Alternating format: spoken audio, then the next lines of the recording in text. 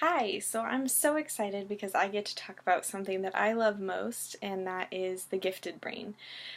Gifted education has always been one of those things that's tugged at my heartstrings because I was that child. I was the child who was tested for gifted, and then my parents never pursued it.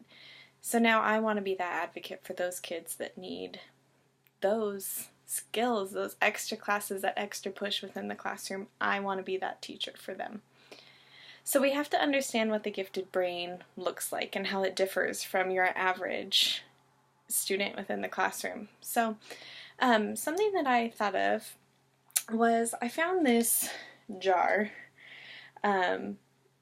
Disappointing, not jelly beans, but it is beads.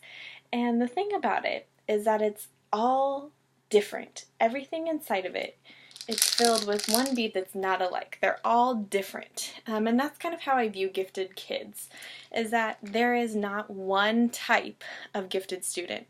There are labels that they can fit under. There's areas where they can be similar, but truly every gifted student is unique to themselves. So that's why I chose this jar, because I think it shows not only its uniqueness, but also what takes place within the student's brain. So a gifted student, they are constantly, their mind is constantly going, constantly working, constantly moving at a speed that, unless we're gifted, we may not understand.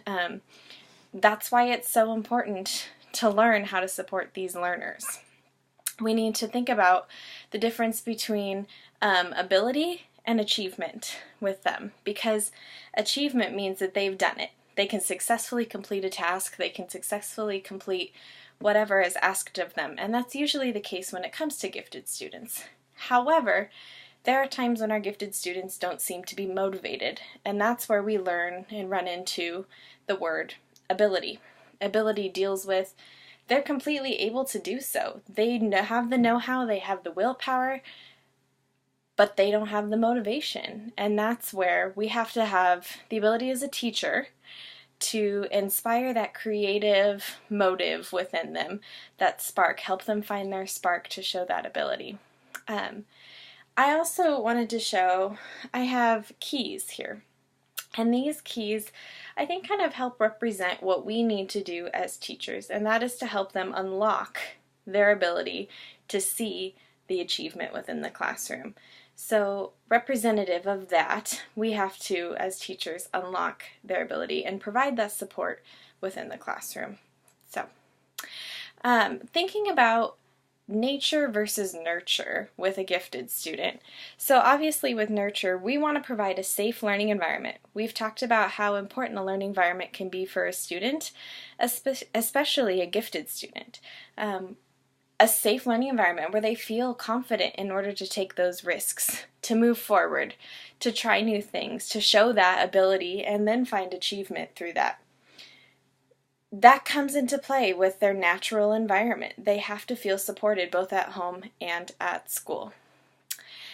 And then when we're looking at the gifted student with their physical abilities, most of them are there every day, they're ready to learn, but they need to be in an environment where they feel supported. If they don't have flexible seating within the classroom, that can impact their learning ability. So we need to be aware as teachers that not only are their brains gifted, but they need an environment physically where that can take place. So all of these things together show that we need to be supportive teachers. We need to be ready to help these kids learn. We need to be supportive of their environment. We need to understand that they have a difference between whether they're achieving something or whether they're just showing the ability and have yet to get there. It's our job to help them get there and prove that achievement. Thank you.